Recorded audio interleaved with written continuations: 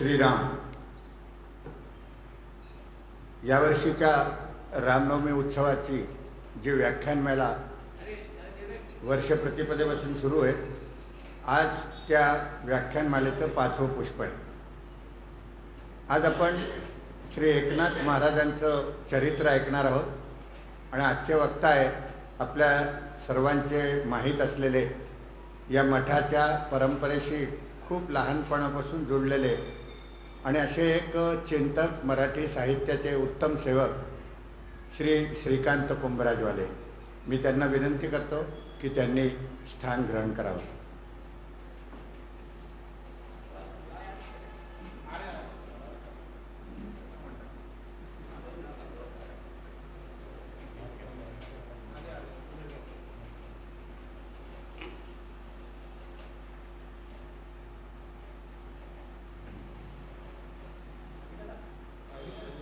संस्थेचे सचिव श्री उमेश बागळे यांना मी विनंती करतो की त्यांनी आजच्या वक्त्याचं तिलक आणि पुष्पहाराने स्वागत करावं.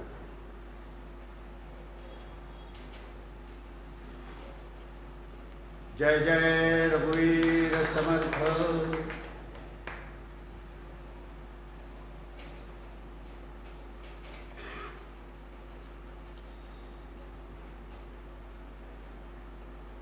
श्रीकांतजी कुंभराजवाले यांच्या व्याख्यान सुरू करण्यापूर्वी आपण सगळेजण मिळून त्यांना त्यांच्या वाढदिवसाच्या शुभेच्छा देऊ. त्यांना आज त्यांचा वाढदिवस आहे आणि या शुभेच्छेनुरूप आज सकाळी जेव्हा ते उठले असतील तेव्हा आधी त्यांनी देवाला प्रार्थना केली असेल, धन्यवाद दिला असेल. आजच त्यांचं व्याख्यान आपण ऐकणार आहे आणि त्या परिचयामध्ये एक विशेष म्हणजे त्यांचं असं म्हणणं आहे की मी पहिल्यांदाच व्याख्यान देतो आहे, पण त्यांना मी जे पाहिलं आहे आजपर्यंत आणि जे मला माहीत आहे त्याप्रमाणे त्यांचं वाचन अद्भुत आहे. त्यांच्याजवळ मराठी आणि हिंदी साहित्याची दोन्ही त्यांच्यामध्ये सिद्ध आहे, त्यांनी प्राप्त केलेली सिद्धता. मराठीतही छान बोलतात, हिंदीतही बोलतात, मराठीत तर त्यांनी MA केलेलं आहे.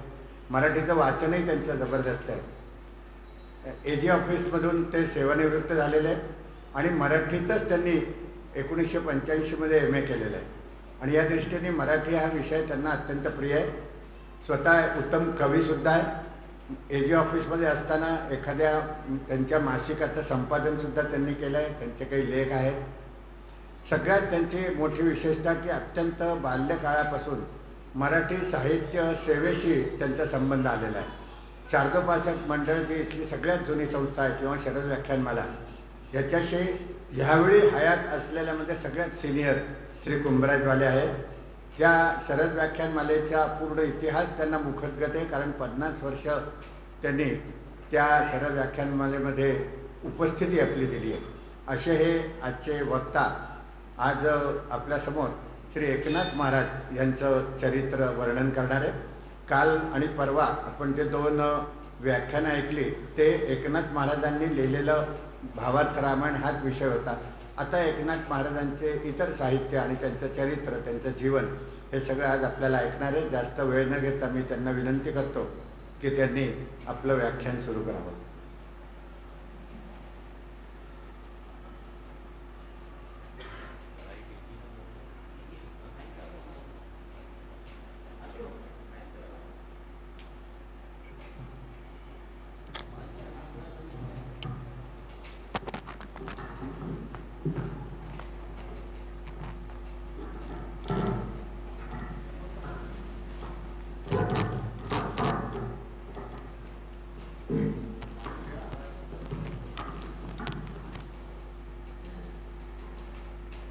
जय जय रघुवीर समर्थ. दक्षिणे लक्ष्मणो यस्य वामे तु जनकात्मजा पुरतो मारुतिर्यस्य तं वन्दे रघुनन्दनं.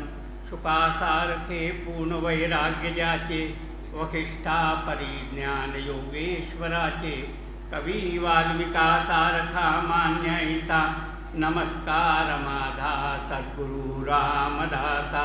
जय जय रघुवीर समर्थ. अधिष्ठान जेते प्रतिष्ठान देखा जिथे जन्मला तो गुणातीत एका, दयाचे निनामे चुके जन्म व्यथा, नमस्कार माझा सद्गुरु एकनाथा, एकनाथ महाराज की जय. उपस्थित सन्माननीय श्रोतेगण हो, जेव्हा श्रोता वक्ता होतो त्यावेळेला त्याची काय स्थिती होती ती आपल्याला आज कळणार आहे. जरी माझ्या परिचयात आमचे मित्रवर्य श्री कुंटे साहेब यांनी सांगितलं की त्यांना बोलायचा सराव आहे. कोणत्याही कामा आथवण इति करणं म्हणजे प्रास्ताविक करणं किंवा आभार प्रदर्शन करणं ही गोष्ट वेगळी, पण एका विषयाला घेऊन वेळेच्या चाकोरीत त्याला प्रास्ताविक देऊन त्या विषयाचा विस्तार करून आणि शेवटल्या 10 मिनिटात आणि उपसंहाराकडे नेणं ही आसोटी ज्याला गाठती तो खरा वक्ता. त्याला वक्तृत्व, उच्चारण, धाराप्रवाही, जसे आपण काल 2 दिवस व्याख्यान ऐकलं. श्री कुंटेंजींचं तर सिद्धहस्त वक्तृत्व आहेत. त्यांची माझी कुठेही बरोबरी नाही. फक्त त्यांच्या नावातलं शेवटलं अक्षर आणि त्यांच्या आडनावातलं पहिलं सवाष्ण कू एवढंच माझं त्यांचं साम्य आहे. बाकी त्यांच्या विद्वत्तेत, त्यांच्या कार्यात, त्यांच्या कृतीत, त्यांच्या वैविध्यपूर्ण अशा कोणत्याही कार्यात त्यांची माझी बरोबरी नाही. आता आपले त्राम, आपले श्रोते, आपला परिवार, वेडे वाकुडे गाईनं परी तुझाची राईनं, अशीच मला हिंमत आमच्या सायकेकर साहेबांनी दिली आहे. आणि त्याच हिंमतीच्या जोरावर मी आपल्यासमोर संत एकनाथाचे चरित्र मांडायचा प्रयत्न करतो. संत एकनाथ महाराजांच्या वेळची स्थिती आपण पाहिली तर यवनी आणि मुसलमानी अशा चळवळीत अत्यंत होरपळून निघालेला हिंदू समाज जाती, धर्म, भेद आणि त्या यवनी अत्याचारांमुळे, सुडामुळे होणाऱ्या ज्या दुस्थिती होती तिथं, त्यामुळे एकनाथांच्या वेळची स्थिती फारच उहापोह करणारी अशी स्थिती होती. आणि त्यावेळेला हिंदू समाजाला यातनं सगळं जागृत करण्याकरता एक व्यक्तित्व असं हवं होतं आणि ते दैवयोगाने आणि सुदैवाने लाभलंय. आमचे चरित्रनायक श्री संत एकनाथ महाराज यांचं घराणं पाहिलं तर भानुदास यांच्यापासून सुरू होतं. भानुदास यांनी हे सूर्योपासक होते आणि सूर्योपासनेच्या बळावर त्यांनी जी ज्ञान प्राप्त करून दिग्विजय गाजविला.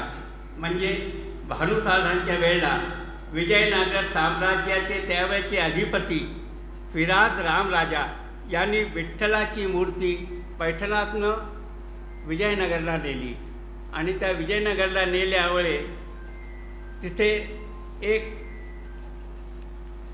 विचित्र प्रकारची अशी स्थिती पैठणला झाली.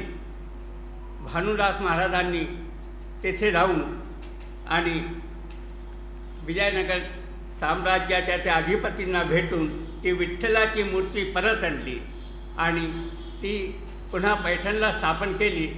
आणि त्याजवळच त्यांचा वाडाही होता आणि त्या वाड्यामध्ये आणि जवळ विठ्ठल मंदिर अशी स्थापन करून ते राहिले. त्यानंतर भानुदास महाराजांनी फार तपस्या, विद्वत्ता आणि याच्या जोरावर कीर्ती मिळवली. आणि तसेच त्यानंतर त्यांचे सुपुत्र श्री चक्रपाणी महाराजांनी फार आपल्या वारसा परंपरा चालवली. विश्वामित्र गोत्री असल्यामुळे त्यांच्यामध्ये ते वैविध्य आणि ओज आणि तेज होतं. विश्वामित्र हे पूर्वाश्रमीचे क्षत्रियच होते. गीधराज ते सुपुत्र होते. तर त्यामुळे त्या गृध्रराजाचे सुपुत्र असल्यामुळे चक्रपाणी महाराजांनी आपली यशकीर्ती मिळवली आणि त्यांचे पुत्र सूर्यनारायण.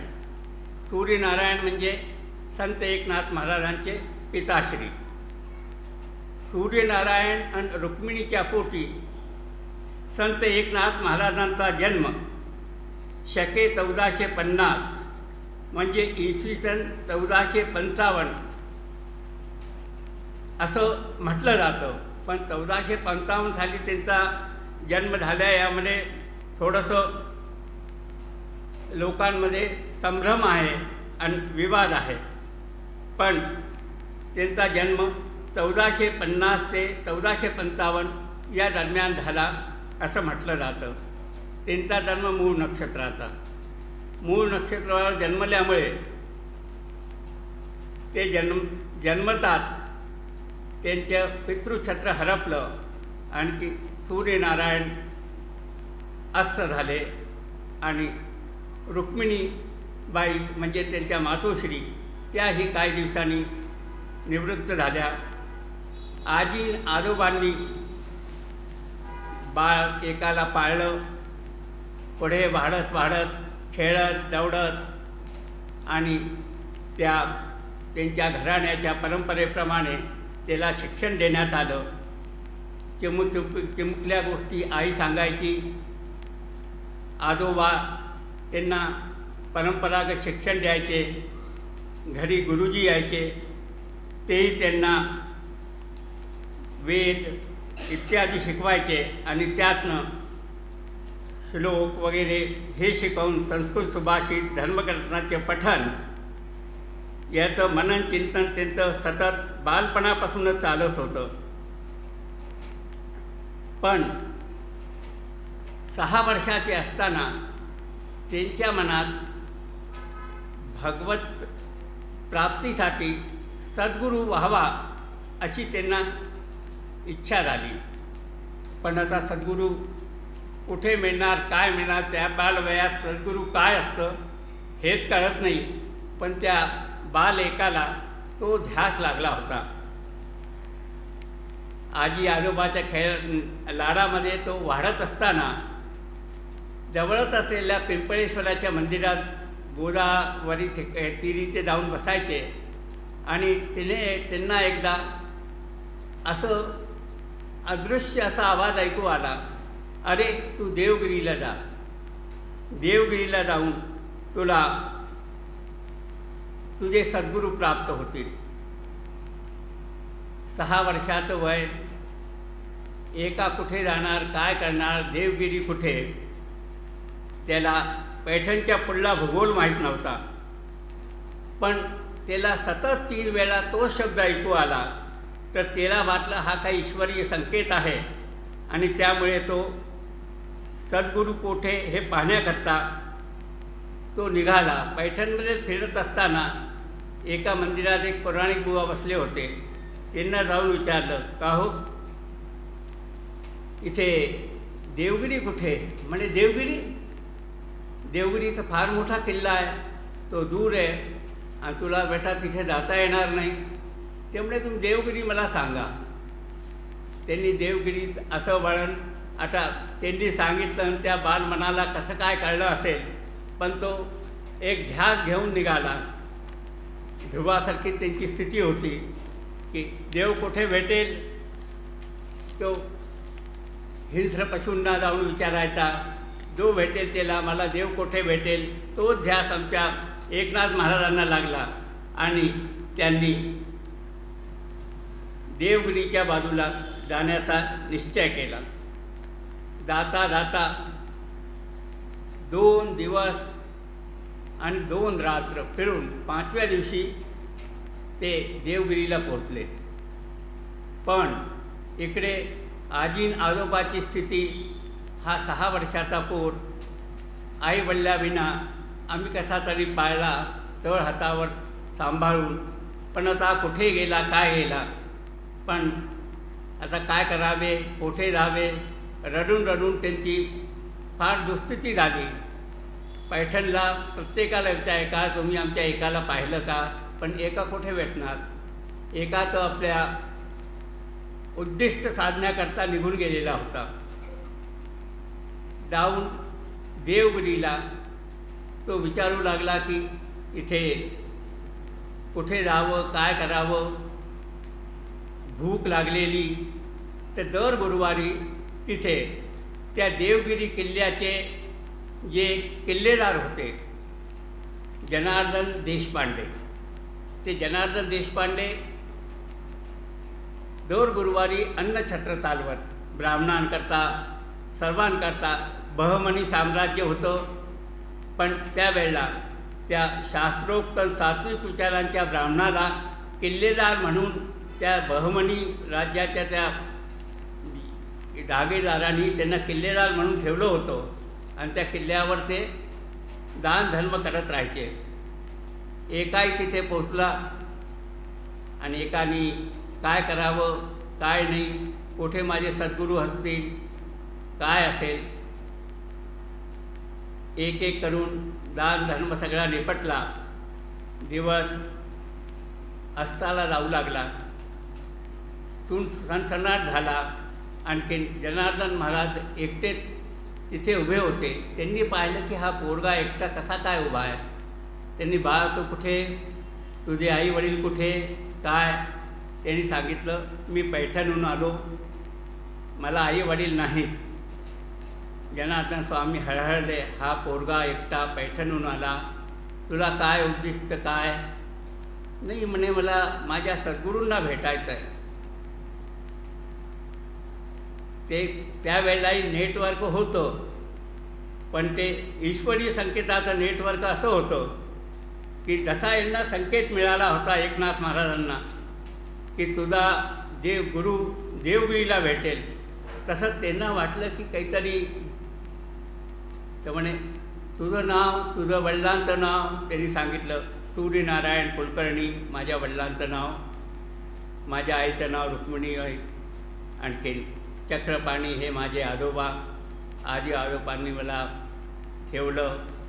आणखी त्यानंतर मला ईश्वरीय संकेत झाला आहे की देवगिरीला माझे गुरु भेटतील म्हणून मी आलो. बरं तू बैस. आता त्यावेळेच्यापर्यंत त्यांना नमस्कार केला. नमस्कारामध्ये त्यामध्ये पुन्हा तो काही ईश्वरी संकेत शरीराला शिष्याला एका जनार्दनी भेट झाली होती.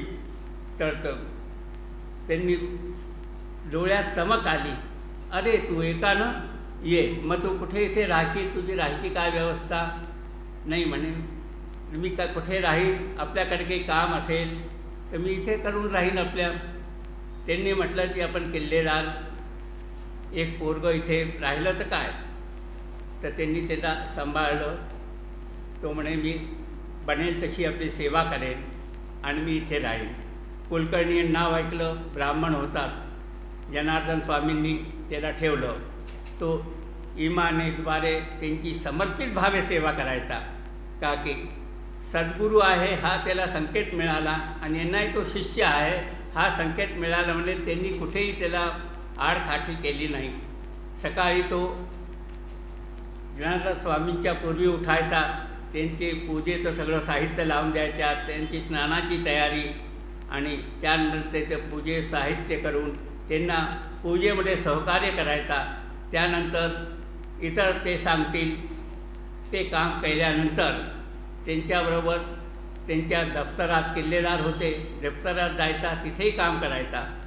आणि हळूहळू करता करता त्याला त्यांचं तिथे शिक्षण तिथलं झालेलं होतं.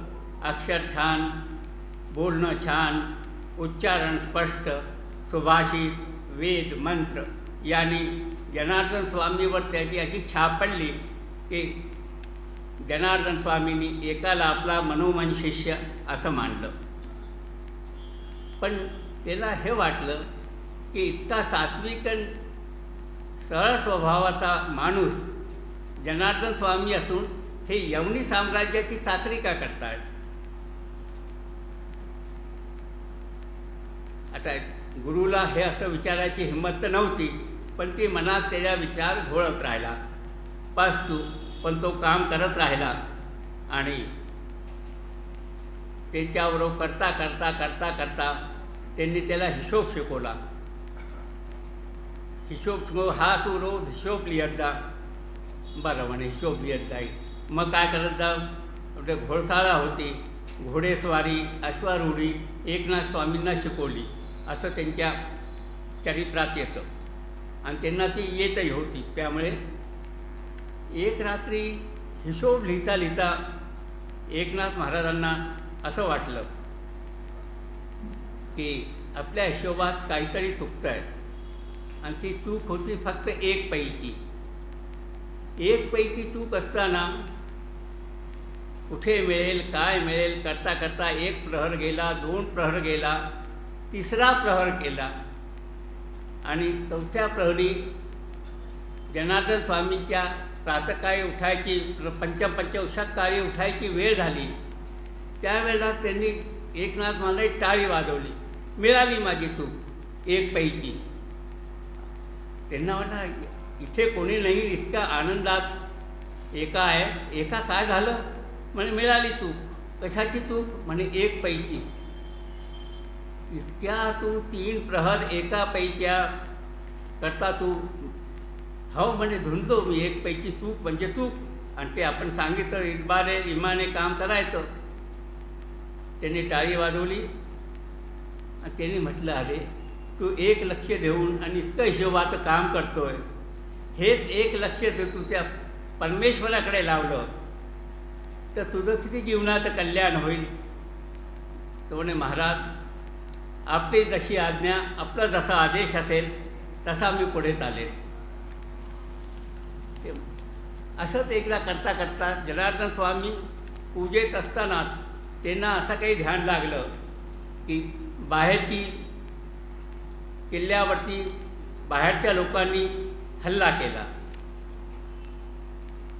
अश्वरूढ आणि असे हुशार असलेले एकनाथ महाराजांनी किल्लेदाराचा वेश घेतला, त्यावर चढले आणि जी काही त्यांची शक्ती जे होतं आणि ईश्वरी शक्ती होती, त्यांनी त्या हल्लेखोरांशी असा काही सामना केला की ते किल्ला सोडून चालले गेले. कुणालाही कळलं नाही की हा किल्लेदार होता की एकनाथ होता, कोण होता. जनार्दन स्वामींना जेव्हा कळलं तर त्यांनी म्हटलं की यामध्ये हा काही दैवी शक्ती घेऊन आलेला आहे. हा माझा शिष्य असला तरी माझ्या मताने हा पुढे वाढेल, याला इथे थांबवून ठेवण्यात काही अर्थ नाही आहे. हे संवत 1502 घडलं आणि त्यानंतर एकदा जनार्दन स्वामीची समाधी लागली. त्या परचक्रामुळे आलेल्या या बदलामुळे 5 वर्षाचा काळ असाच लोटला आणि जनार्दन स्वामींनी त्याला योग साधना शिकवायला सुरुवात केली. योग साधना शिकवून विविध प्रकारचे, साधारणतः मन आणि बुद्धीचा कधी मेळ होत नाही. मन वेगळं जातं, बुद्धी आपलं काम वेगळं चालवते. व्यवहारात हे ऐक्य होत नसल्यामुळे दुफळी निर्माण होती. पण समाधी म्हणजे काय हे दाखवण्याकरता मनबुद्धीचं ऐक्य असलं पाहिजे. जनार्दन स्वामींनी त्याला मनाची एकाग्रता शिकवली आणि त्याला समाधीत अवस्थेत दीर्घकाळ टिकावं आणि तिने एकाग्र मनाने मनचिंतन करावं, योग साधना करावी, असे शिक्षण जनार्दन स्वामींनी एकनाथ महाराजांना दिलं आणि कृष्णोपासनेची त्यांना शिक्षा दिली. असं जवळ एक शूलभंजन नावाचा पर्वत होता देवगिरीच्या जवळ. एका शुक्रवारी जनार्दन स्वामी एकाला म्हणाले, एका चला आपण शूलभंजन पर्वतावर चलू. शूलभंजन पर्वतावर जाताना शिष्य गुरुला म्हणतो कुठे घेऊन चालला आपण? पर्वतावर. तिथे काय? अरे मी तुला गुरुनं तुला माझ्या मागोमाग यायचं, तुला माझं अनुगमन करायचं आहे. मी कुठे घेऊन जातो, काय घेऊन जातो हे तू काही पाहू नको. आता तुला काही विशिष्ट चमत्कार तिथे दिसणार आहे आणि घडणार आहे. तिथे गेल्याबरोबर त्यांना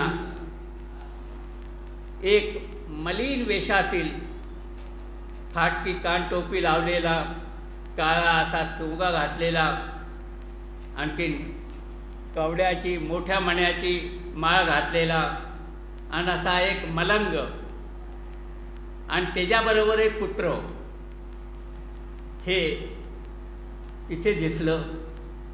ते जनार्दन स्वामींजवळ येऊन बसले आणि ते मलंगाची आणि त्यांची गोष्टी होऊ लागल्या.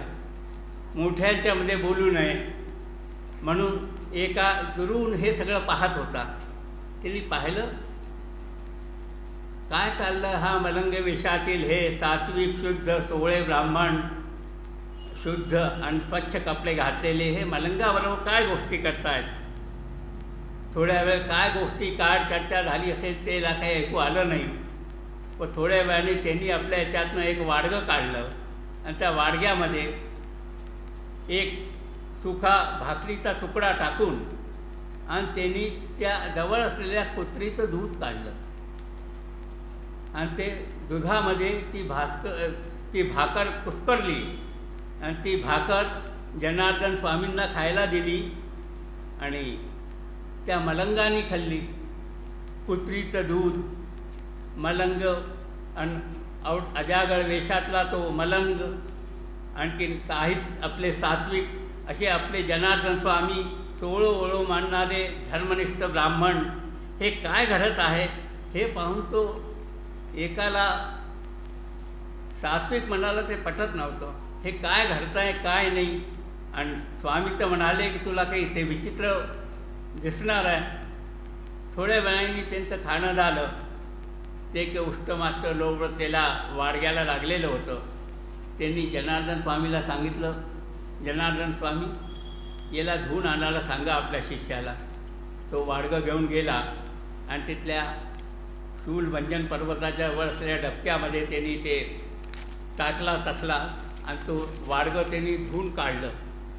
धुवून काढता काढता त्याला असं वाटलं की मला ह्याची घाण येते आहे, पण माझ्या गुरूंनी आणि त्या मलंगाने दिलेलं हे बडं प्रेमाने खाल्लं आहे, त्याचे काय असेल काहीतरी या साक्षात आहे. मी त्याचा हे घेऊन पाहू आस्वाद. काही तर ते थोडं विसळल्यामुळे थोडं काही अन्नकण त्या वाडग्याला लागले होते. तो वाडगा त्यांनी घेतला आणि त्या वाडग्यातलं पाणी नाथ पिऊन गेले आणि तो ईश्वरीय संकेत नाथाकडे त्या मलंगाने दुरूनच पाहिलं.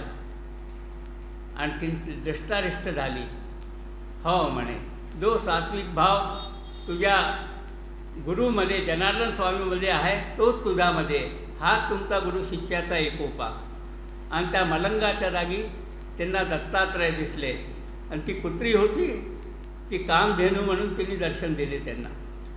अशा तऱ्हेने हे दर्शनही झालं फाल्गुन वद्य षष्टीला. फाल्गुन वद्य षष्टी नाथांच्या म्हणजे चरित्रातली फार वैशिष्ट्यपूर्ण अशी स्थिती आहे. आणि त्या कामधेनूचे त्याचे दर्शन करताना देवगिरीहून परतताना जनार्दन स्वामी एकाला म्हणाले, आता तुझे पूर्वसुकृत फळाला आले आहे. आणखीन तुझ्यावर गुरुकृपा होईल आणि माझे प्रत्यक्षेबत तुझ्या मनी साकार झाले आहे आणि त्यामुळे आता तू आपलं क्षेत्र आपलं वाट तुला निवडायची आहे. मी गुरु म्हणून तुझ्यासोबत थोडं चलेन आणि मग तू हा पंचभूतात्मक देह लोकार्पणासाठी समर्पण कर आणि त्याला तीर्थाटन देशाटन करून आणि देशाची स्थिती सुस्थिती पाहण्याचं जनार्दन स्वामींनी आदेश दिला. ते पैठणातून निघाले. जनार्दन स्वामी या देवगिरीवरनं एकनाथांना घेऊन जाता जाता ते नाशिकला आले. नाशिकच्या पुढे चंद्रावती त्यांनी गुरुकृपा आणि कुरु आज्ञा या त्या आशीर्वादाने भागवताच्या दुसऱ्या स्कंदातल्या 9व्या अध्यायाच्या चतुश्लोकीचा 45 श्लोकांचे स्पष्टीकरण 1000 ओव्यांमध्ये केले आणि जनार्दन स्वामींना ते ऐकवले.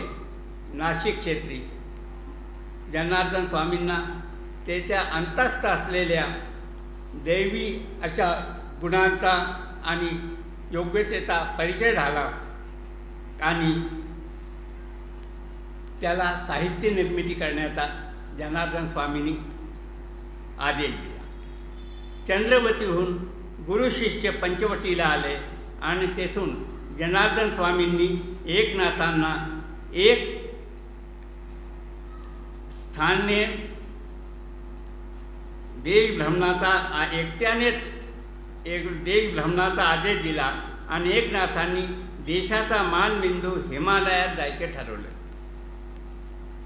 घोडागाडी, बैलगाडी, दळणवळणाचे साधनं नसताना पायीच प्रवास सतत किंवा वाटेत एखादा कोणी सहप्रवासी भेटला किंवा एखादा घोडागाडीवाल्याने बसवून घेतलं तर असं त्यांचा प्रवास सुरू झाला. फिरता फिरता ते नर्मदा तीरी आले. ओंकारेश्वर क्षेत्री ओंकारेश्वराचे दर्शन केले. देवा महादेवा सगळे यवनी सत्तेने दे हळाहळ तू हळाहळ पिऊन जसं या सगळ्या सृष्टीचं रक्षण केलं तसं या यवनांपासून अत्याचार ते वाटेत पायी जाऊन सगळे गावोगावी ते पाहत होते यवनी अत्याचार. त्यामुळे ते ओंकारेश्वराला प्रार्थना केली, नर्मदेचे स्नान केले. तिथं येऊन ते महाकाळेश्वराला आले. महाकाळेश्वरालाही त्यांनी दर्शन केले. महाकाळ जसं तो महाकाळ नाव आहे तसाच महाकाळ पडून या दैवाला या माझ्या देशाला ते त्यांचं कृतित्व होतं. नवरं फाटकांनी म्हटलं आहे की शिवाजी महाराजांच्या हिंदवी स्वराज्याचा याच्याकरता स्थापनेकरता जी पार्श्वभूमी तयार केली त्यात संत एकनाथांचा फार मोठा हात होता. कारण की 18 पगड जे मावळे होते ते कुठनं निर्माण झाले, हा जातीभेद इत्यादी त्यांनी दूर केला, वर्णभेद दूर केला आणि एकोप्याने आणि हिंदवी स्वराज्याकरता जे छोटं मोठं सैन्य शिवाजींनी तयार केलं त्याकरता फार मोठा वाटा संत एकनाथांचा याकरता होता. महाकाळेश्वराचे दर्शन करता करता ते पुढे गेले. वाटेत अनेकानेक स्थानी थांबून ग्वाल्हेरला आले. संत एकनाथ ग्वाल्हेरला आल्याचा उल्लेख मला कुठे मी जर पुस्तक वाचलं त्यात मला प्रथमच सापडला, पण ग्वाल्हेरचा आणि एकनाथाचा संबंध आहे. कारण की आपल्या इथे नगरकलाचं मंदिर आहे, तिथे एकनाथ षष्ठीचा उत्सव होतो. मला ग्वाल्हेरच्या दोनच मंदिरांचं असं वाटतं आणि अजून आश्चर्य वाटतं. एक तर लोणकरांचं तारागंधाचं विठ्ठल मंदिर, त्या विठ्ठल मंदिरात रुक्मिणी पांडुरंगाच्या मूर्ती आहे, पण तिथे समर्थ रामदास स्वामीचा उत्सव होतो आणि भंडारा होतो. त्यामागे काय हे असेल. आणि असं हे रामरायाचं मंदिर आहे, नगरकरांचं राम मंदिर आहे, पण त्या राम मंदिरात तिथे एकनाथ षष्ठीचा उत्सव होतो. ग्वाल्हेरचे प्रथित यश हिंदी मराठी साहित्यकार त्यावेळेचे आणि महाराष्ट्र टाइम्सचे ग्वाल्हेरचे त्यावेळेचे प्रतिनिधी योना मोघे यांच्याशी भेट होताना त्यांनी मला एकदा असं सांगितलं की एकनाथ महाराजांची जी मुलगी होती तिचा संबंध या नगरकलाशी होता आणि त्यापासून हे नगरकल मंदिर इथे स्थापन झालं ग्वाल्हेरला. आता याविषयी आणखीन त्या नगरकरांनाही विचारलं पाहिजे, बाई तुमच्या इथे होण्याचा काय उद्देश आहे. अजून माझी प्रत्यक्ष भेट झाली नाही. आमचे सायकेकर साहेब बावळे साहेब जात राहतात, त्यांना एकदा विचारून पाहायचं की काय आणि काय नाही. काय असत वाटेत चालता चालता ते ग्वाल्हेरहून थोडे पुढे गेले, ते मयूरवनला गेले. महाभारतात हा प्रदेश राहतो. कोणता? मयूरवन म्हणजे आत्मरेणा. तिथे त्यांना एक फकीर भेटला. फकीर ज्येष्ठाच्या उन्हामध्ये तडफडत होता आणि तो त्यांना म्हणाला की का मला थोडं पाणी हवं आहे, कुठे मिळेल का? नाथांनी पाहिलं इथे हा फकीर अपंग, त्याला त्यांनी एका झाडाखाली ठेवलं आणि त्याला आपल्याजवळ असलेलं लोटी भांडं ते गुरुच्या आज्ञेने प्रवासात असावं असं सांगितलं. शिरस्थ असल्याने त्यांनी ते लोटीवर थोडं पाणी त्याला दिलं आणि त्यांनी थांबवलं. तर ग्वाल्हेरला असताना एक घटना अशी घडली. एक गवळ्याच्या घरी काही गायी होत्या. त्या गायी मुसलमानांनी पळवल्या आणि ती बाई आरडाओरडा करू लागली, अरे माझ्या गायी गेल्या, हाय दैया, हिंदीमध्ये मेरी गैया चली गई, हे होऊन गेलं आणि ते होऊन गेलं. तर ते यवनांनी ते म्हटलं तू चूप राहा, नाही तर मी हिच्यावर पोहता चालवेन आणि गायीचं कापून टाकेन. नाथ दुरून पाहत होते, पण एकटे असल्याने त्या धडगंडन अर्दंड अशा त्या यवनांशी काही करू शकत नव्हते 2 हात.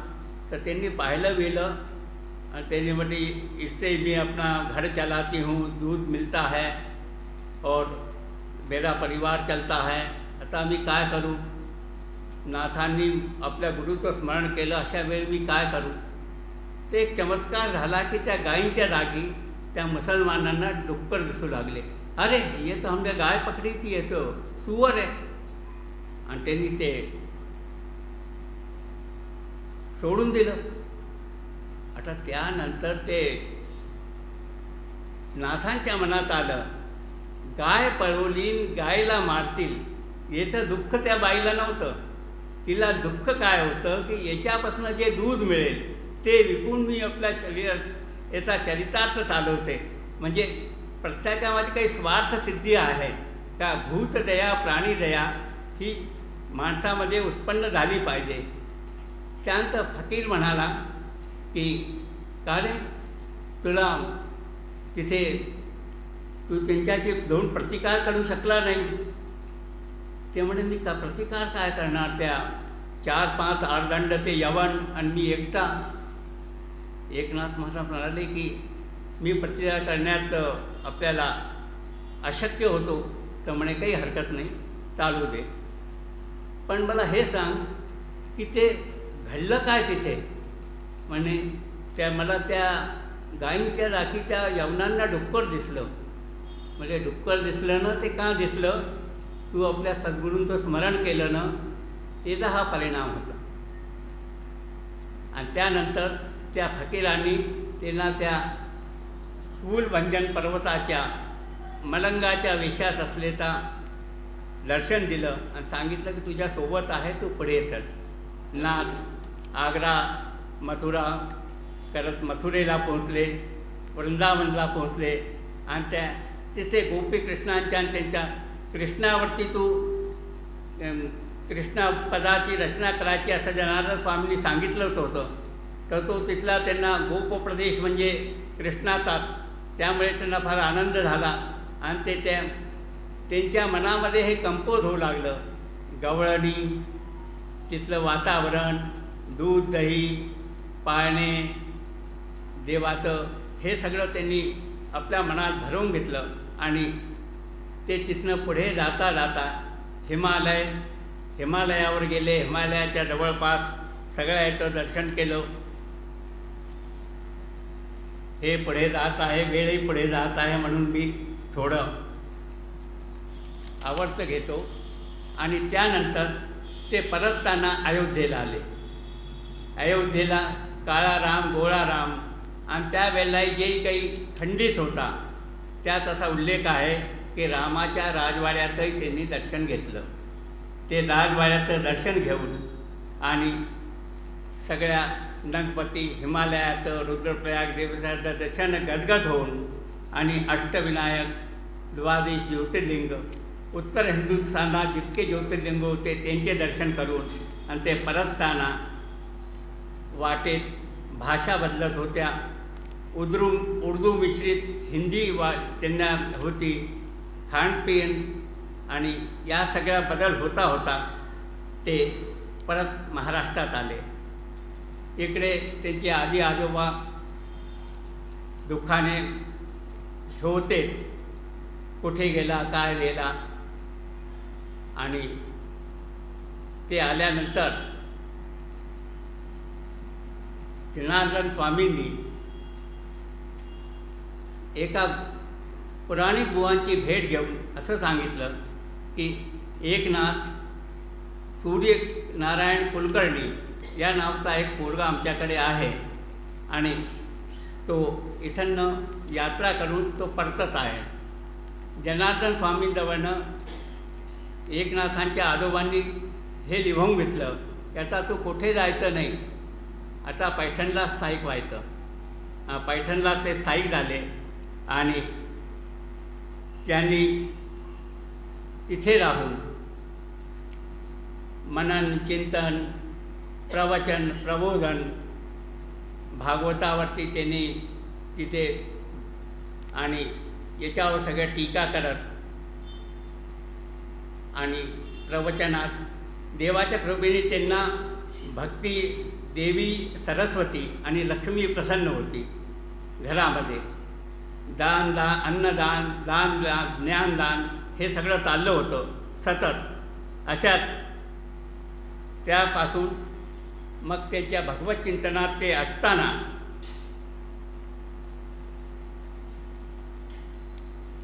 त्यांनी तिथे 2 उत्सव सुरू केले. श्रीकृष्ण जन्माष्टमीचा उत्सव आणि दुसरा उत्सव म्हणजे फाल्गुन वद्य षष्टीचा सुरू केला. ही जनार्दन स्वामींच्या वाढदिवसाची तिथी होती. मी आपल्याला सांगितलं फाल्गुन वद्य षष्टी जनार्दन स्वामींची जन्मदिवस. फाल्गुन वद्य षष्टी त्या मलंगाच्या रूपात दत्तात्रयांचे दर्शन. फाल्गुन वद्य षष्टी ही एकनाथांची अवतार समाप्तीची तिथी होती. हे उत्सव खूप गाजत होते आणि त्या वातावरणात वृद्धाप झालेले आजी आजोबांना वाटलं की आता हा आपला वंश पुढे कसा चालणार. तर त्यांनी जनार्दन स्वामींना विनंती केली. जनार्दन स्वामींनी सांगितलं आता तू पैठणला स्थायिक आहे का, आता तू गृहस्थाश्रमात प्रवेश कर. तर वैजापूरच्या गिरिजा बाई यांशी त्यांचा विवाह झाला आणि ते आपलं वैवाहिक जीवन उपभोगू लागले. त्याबरोबर सात्विक मांगलिक आणि अशा घराला समर्पित अशी धर्मपत्नी मिळाल्यामुळे त्यांचं जर सांसारिक गृहस्थ जीवनही सुरू झालं. त्यांना गोदावरी आणि गंगा या 2 कन्या आणि हरिपंत नावाचे एक मुलगा होता. हरिपंत हाही त्यांच्यासारखा विद्वान, का की ज्या घरात ज्या वातावरणात वाढत होता त्याच वातावरणात त्यांनी धार्मिक वातावरण रोमात भरलं होतं. विद्वत्ता शारदेचा भंडार होता. त्यामुळे तो फार फिरत आणि सगळं आपलं धनार्जन ज्ञानार्जन आणि विद्यार्जन करत होता. याच वेळेला एक अशी घटना घडली की ज्यामुळे नाथांना शांती ब्रह्म अशी उपाधी मिळाली. नाथ रोज गोदावरीला स्नानाला जात असत.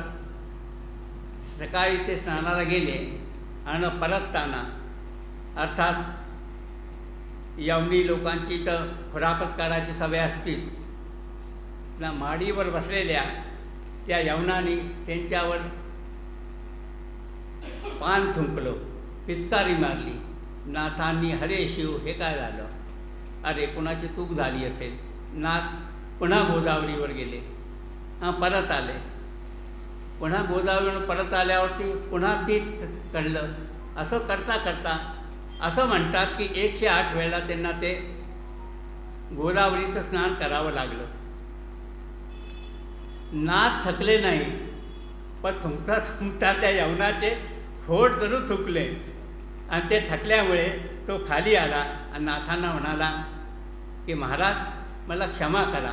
मला हे आश्चर्य वाटतं की इतकं सहनशीलता तुझ्यामध्ये कुठनं आली. तर ते म्हणाले सहनशीलता ती तुझ्यामध्ये येऊ शकते, तुझ्यात माझ्यात फरक काय. अरे ते म्हणे तुम्ही जे 37 सात्विक ब्राह्मण, मी मांस खाऊ मांसाहारी यवन. ते म्हणे अरे काही नसतं, जे काही आहे ते मस्जिद में तो अल्लाह पडा, तो और स्थान क्या खाली पडा. अरे अणु रेणूमध्ये तो आहे.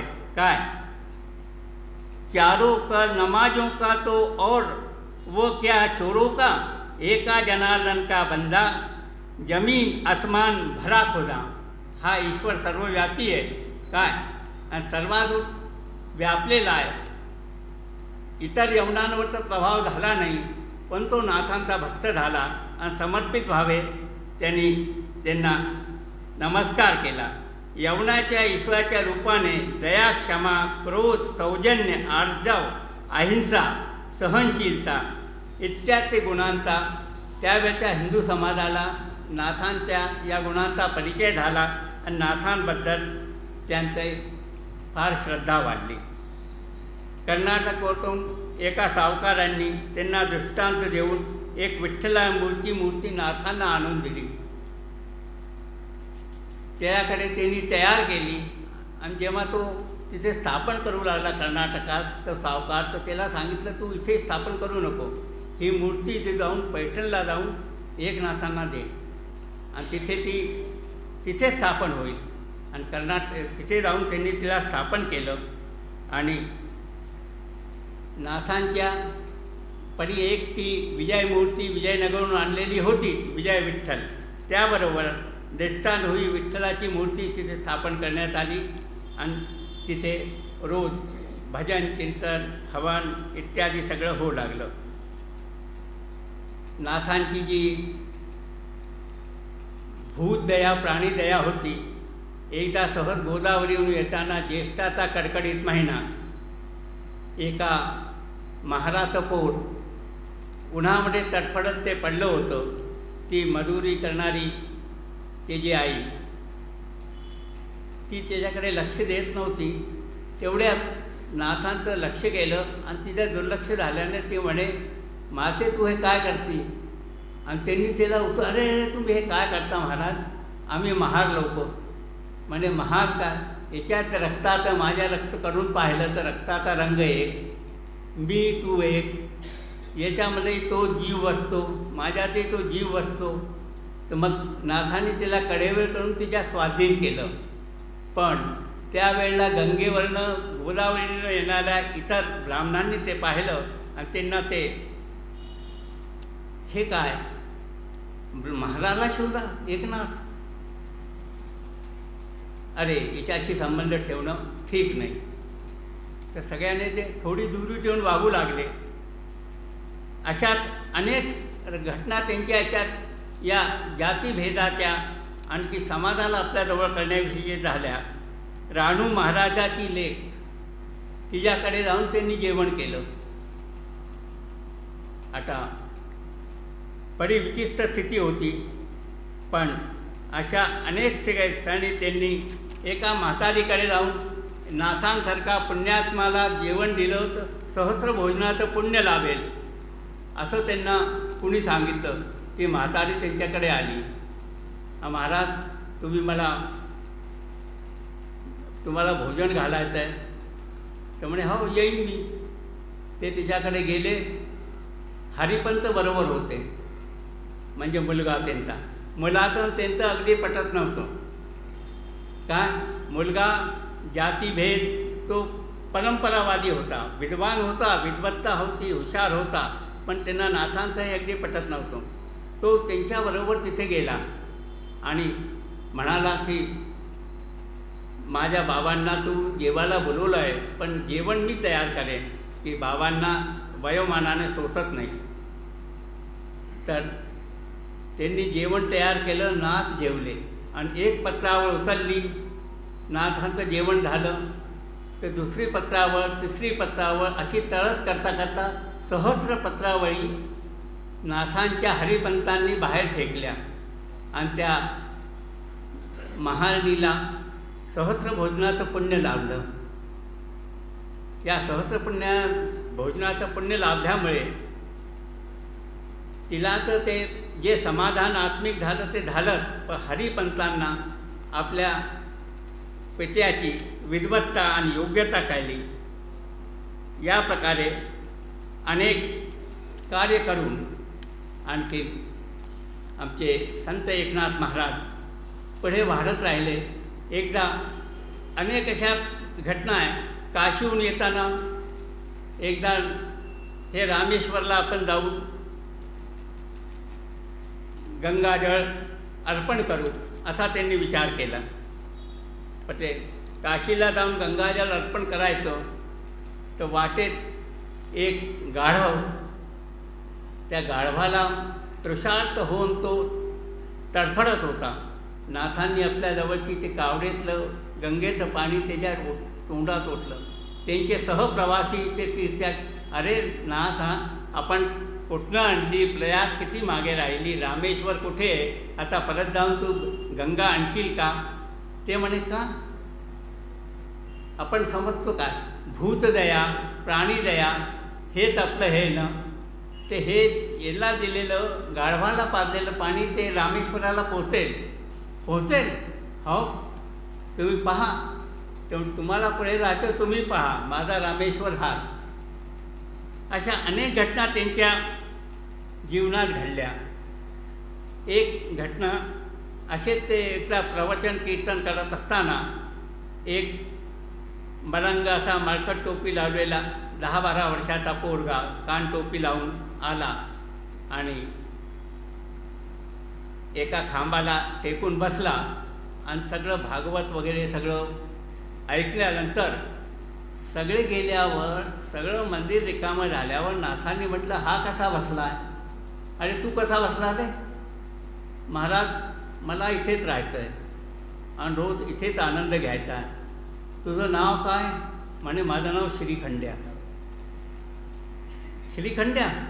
मग तुझे आई वडील? अरे हे जगतच आहे माझं सगळं, मला कोणी आई वडील कोणी नाही. अरे अरे, गिरजाबाई नाथांच्या पत्नी आल्या, त्याही हळहळल्या. अरे आई वेळा बापाबिना पोरका मुलगा आहे, बरं तू इथे राह, तू काय काम करशील? म्हणे, जे वाटेल, जे सांगाल ते मी काम करेन. जसं नाथांनी जनार्दन स्वामींची सेवा केली होती तसाच हा श्रीखंड्या सकाळी उठायचा, सगळे पूजेचं साहित्य लावून द्यायचा, स्नानाची तयारी करायचा. स्नानाची तयारी करताना ओल्या अंगाने असलेल्या नाथांना अंग पुसायला पंचा देण्यापासनं तिकडे पंचा देऊन ते येतात, बरोबर सगळी पूजेची तयारी करून नाथांची आणखी हा तयार राहायचा आणि त्यांचे स्तोत्र, पद, मंत्र इत्यादी ऐकायचा.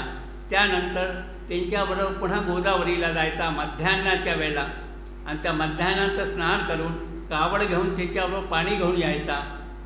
पुन्हा घरी येऊन ते माध्यान्ह संध्याकाळून जेवण करून आणि संध्याकाळी पुन्हा त्यांच्याबरोबर सूर्यार्घ्य द्यायला, असा सतत तो त्यांच्याबरोबर राहायचा. आणि असा श्रीखंड्याला एक दिवस काय झालं की श्रीखंड्या सेवा करतोय आणि हा आपल्या इथे पोरगा देवाने दिलेला आहे आणि माझा सेवेकरीने देवाचा सेवेकरी आहे, नाथांची हीच भावना होती. पण एकदा काय झालं, एक गुर्जर वंशातून म्हणजे गुजरात प्रदेशातून एक माणूस आला. आणखीन त्यांनी नाथांना विचारलं, तामे एकनाथ छे? गुजरातीत विचारलं, तुम्ही एकनाथ हा? हो, मी एकनाथ आहे. अरे पण अरे मला तुम्ही इथे कसे आला?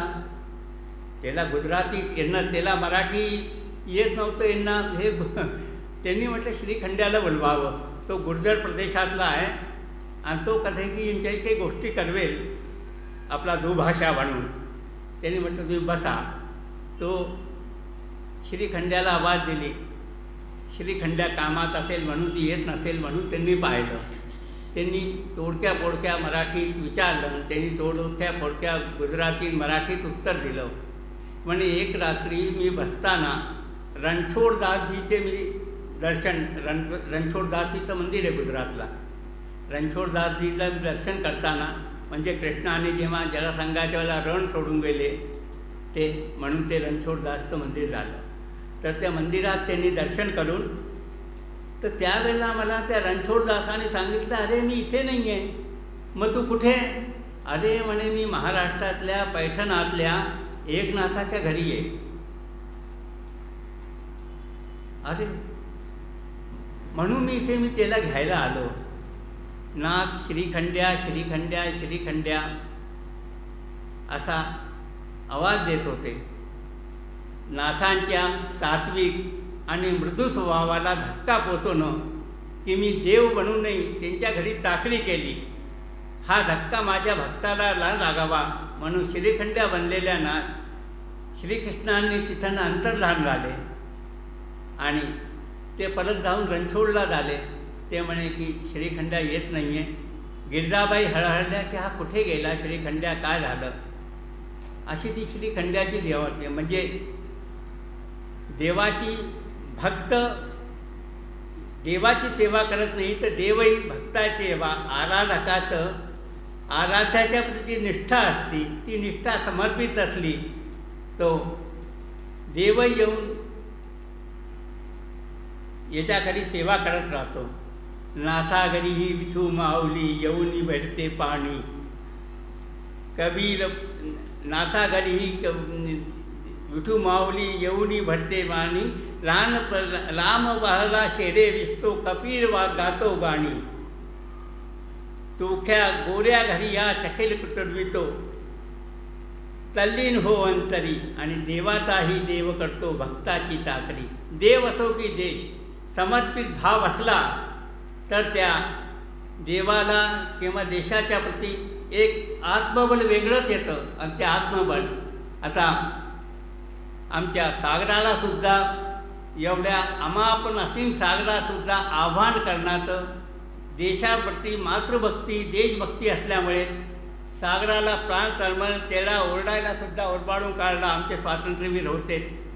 हे आंग्ल भूमी भाऊ भीतारे अगलान माझी ही माता रे. याद राख सागरा तू उन्मत्त होऊन मला इथे बांधून ठेवतोय. ती कथी लगसती सातारे तो आचमनी एक क्षणी तुझ पाला. सागरा प्राण तळमळला. काय अगस्त्य ऋषीचं उदाहरण ती चिन्ह कुठं नाही येतं. समर्पित भाव असला तर ते आत्मबल असं जागृत होतो. ती ललकारण्याची ते वेगळंच बळ त्यात येऊन जातं. अशा प्रकारे वृद्धाबाईकडे सहस्त्रपासून आणखीन त्यांच्या शांती ब्रह्माविषयीची एक आणखीन आपल्याला कथा सांगतो. एक ब्राह्मण त्यांनी चॅलेंज घेतलं की रागांना नाथांना राग येत नाही असं कसं होईल. मी त्यांना राग आणतो. त्यांच्या घरी गेला. डोळे घालून सरळ विठ्ठल मंदिरात गेला. नाथांना वाटलं की डोळे काढायचे विसरला असेल. नाथांनी म्हटलं क्षमा करा. तुम्हाला वाटतं तुम्हाला घाई गर्दीत तुम्ही डोळे काढायचे विसर. नाही मी डोळे घालूनच येईन तुमच्या देवघरात येईन. असं या तुमची इच्छा प्रभूजी तशी इच्छा आहे. बरं मग आता बसा. पाणी काय मी तर इथे जेवण करायलाच आलेलो आहे. जेवण केलं. जेवण केल्यानंतर जेवता जेवता तो ब्राह्मण वाहणाऱ्या गिरजाबाईंच्या पाठीवर जाऊन बसला आणि नाथांना त्याला वाटलं नाथांना राग येईल. नाथ म्हणाले अगं सांभाळून बरं पाठीवर पोर बसलं आहे. ती म्हणे स्वामी तुम्ही फिकर करू नका, मला हरिपंताला पाठीवर घ्यायची सवय आहे काय. आणि त्यांनी तो पायी पडला, हळबळला. खरंच आपण शांती ब्रह्म हा महाराज. आणि त्यानंतर नाथांचं उतारवय होत होतं. हरिपंत वादविवाद व्हायचे, काही या जातीभेद समाजभेद यावरनं शिवाशिव तर सोडून काशीला जाऊन राहू लागले. काही दिवसांनी गिरजाबाईला आठवण झाली की आपण आपल्या मुलाला भेटावं. ती नाथांना म्हणाली की महाराज का हरिपंतांची आठवण येते आहे, बरं मी जाऊन घेऊन येतो. ते उद्धवाला बरोबर घेऊन, उद्धव गिरिजाबाईंचा भाऊच होता आणि तो नाथांकडेच राहायचा. ते काशीला गेले. काशीला त्यांना फार धन्यता वाटली की गाडी तिथल्या काशीच्या विद्वत पंडितांमध्ये हरिपंतांची एक वेगळीच प्रतिष्ठा होती. आणि त्या प्रतिष्ठित असलेल्या त्या नाथांची त्याला कौतुक केलं आणि त्यांना म्हटलं की आणखी काही विद्वत मंडळींना इथे भेटवा मला. नाथांना हरिपंतांनी पुष्कळांना भेटवलं. आणि त्यांचा मुलगा म्हणजे नाथांचा नातू म्हणाला, अरे तुम्ही यांना तुळशीदासांना भेटवलं नाही, आपले तुलसीदास येतात. नाथ म्हणाले, तुलसीदास कोण? त्यांनी रामचरित मानसाची रचना केली. हो, आणि महाराष्ट्रात राहून तुम्हाला रामचरित मानस माहिती आहे? एकनाथाला हरिपंत आश्चर्याने म्हणाले. तर म्हणे, हो का नाही माहिती? अरे रामाबद्दल जसं मी प्राकृत भाषेत वेदांना यांना आपल्या याच्यातनं शिकवण आणली, त्याचप्रमाणे रामचरित मानस वाल्मिकीचं हिंदी रूपांतर करून लोकांसमोर त्यांनी जन्मानसात पोचवलं. अशा तुलसीदासाला कोण विसरेल? बरं म्हणे, संध्याकाळी भेटवतो. सायंकाळी हरिपंत तुलसीदासांकडे घेऊन गेले. तुलसीदासांना, हे माझे पिताश्री संत एकनाथ. एकनाथ महाराज, एकनाथ भाऊ महाराष्ट्र के पैठण में लेकर के कृष्ण भक्ति के काव्य करते हैं, जिसने एकादश स्कंद लिखा. हाँ बने, आप कैसे जानते हैं? खग जाने खग की भाषा जे म्हणतात त्या संताला महाराष्ट्रात राहून आणि रामचरित मानस माहीत होतं. आणि यांना उत्तर प्रदेशात राहून एका महाराष्ट्राच्या संतांची गोष्ट माहीत होती. ते जे नेटवर्क जोडतं ते असं जोडतं. तुलसीदास रामानं यांना म्हणाले की असं आहे, तुम्ही कृष्णकाव्याचं पुष्कळ लिहिलं, आता रामकाव्य लिहिणार. म्हणजे रामकाव्य लिहू आता उतारवयात मला. अरे तुमच्या ते दृढ इच्छाशक्ती आहे आणि तुमची लेखणी जे सरळ भक्तिकाव्य लिहायला सळसळत असतील, तुम्ही लिहा रामायण. बरं म्हणे, मी प्रयत्न करतो. तुलसीदासांची यांची उतारवयात भेट झाली. जसं आमच्या पूर्ववक्त्यांनी परवा सांगितलं की उतारवयात आपलं भावार्थ रामायण संत एकनाथांनी लिहिलं. तर संत एकनाथांनी भावार्थ रामायण लिहिलं, पण ते शेवटले काही पदं काही अध्याय राहून गेले होते.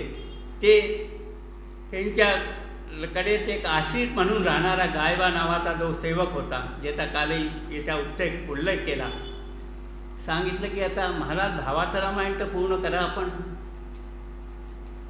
सगळे भक्त मंडळी म्हणू लागले, म्हणजे भावाचं रामायण उरलेलं तर हा गायबा पूर्ण करेल.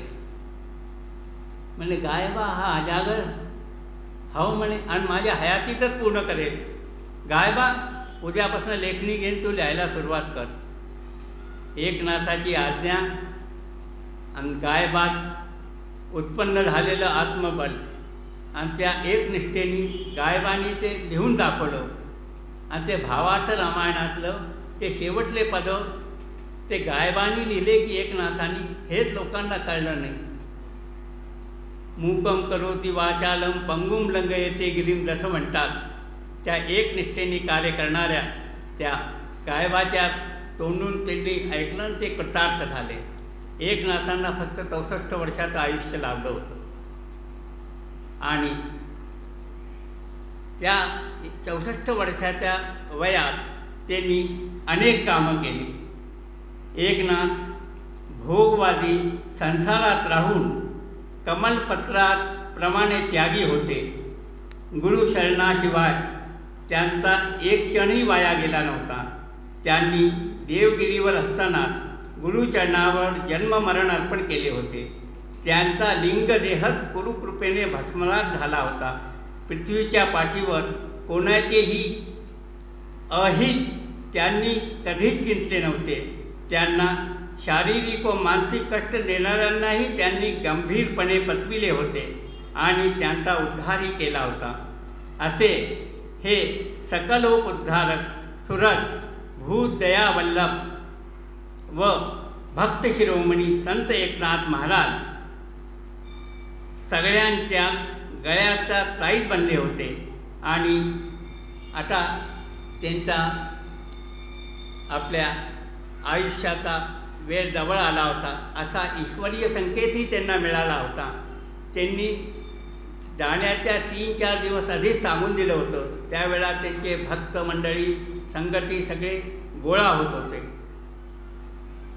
फाल्गुन वद्य षष्ठी या दिवशी त्यांनी ध्येय ठेवायचा निश्चय केला. सगळ्यांसह ते म्हणाले, चला गोदावरीच्या दर्शनाला चलू. सूर्य अस्तांचलाला जात होता. मावळत्या सूर्याला त्यांनी एक अर्घ्य दिलं आणि गोदावरीत एक बुडी मारली. दुसरं अर्घ्य दिलं आणि एक बुडी मारली. पुन्हा एक तिसरी बुडी मारली. ते वर आलेच नाही. हरिपंत आणि इत्यादी ते उद्धव इत्यादी त्यांचे जे शिष्य होते किंवा इतर भक्त मंडळी होते, ते गोदावरीत उतरले. त्यांनी वर येऊन त्यांचा जो देह होता बाहेर काढला आणि त्याला अग्नी दिला. अशा प्रकारे सन 1599 साली फाल्गुन वद्य षष्ठीला या तपस्वी, समर्पित, एकनिष्ठ, समाजोद्धारक, समाजसुधारक, जातिभेद न मानता भूतदया, प्राणीदया आणि या भावाने समर्पित होऊन समाजसेवा करणाऱ्या या जातिविंत, निष्ठावंत अशा संत एकनाथ महाराजांनी आपली देहयात्रा संपवली. आणि याबरोबरच हे 5वं पुष्प मी श्रीचरणी अर्पण करतो. कवी नायकू दायकू सौख्य राशी, महाज्ञान सिंधू असे नाम ज्यासी, जयाची जगी वर्णिता कीर्ती गाता, नमस्कार माझा सद्गुरु एकनाथा. एकनाथ महाराज की जय. जय जय रघुवीर समर्थ. आता यात परत लाळ वाटला असेल. एक तंत्राने एक सूत्रात सगळं सांगता आलं पाहिजे. तो मला आपल्याला सांगितलं की बोलाचा सराव नसल्याने ते थोडंसं जमलं नाही. तरी आपण त्याला गोड मानून घेतलं. यात जे सार सो गहीर आहे, यात काही चांगलं वाटलं संत चरित्राचे ते आपण ग्रहण करावं, बाकी सगळं सोडून द्यावं. मी पुनश्च सगळ्या श्रोतृवृंदाचे रामरायाचे चरणी अर्पण करतो, नमस्कार करतो. जय जय रघुवीर समर्थ.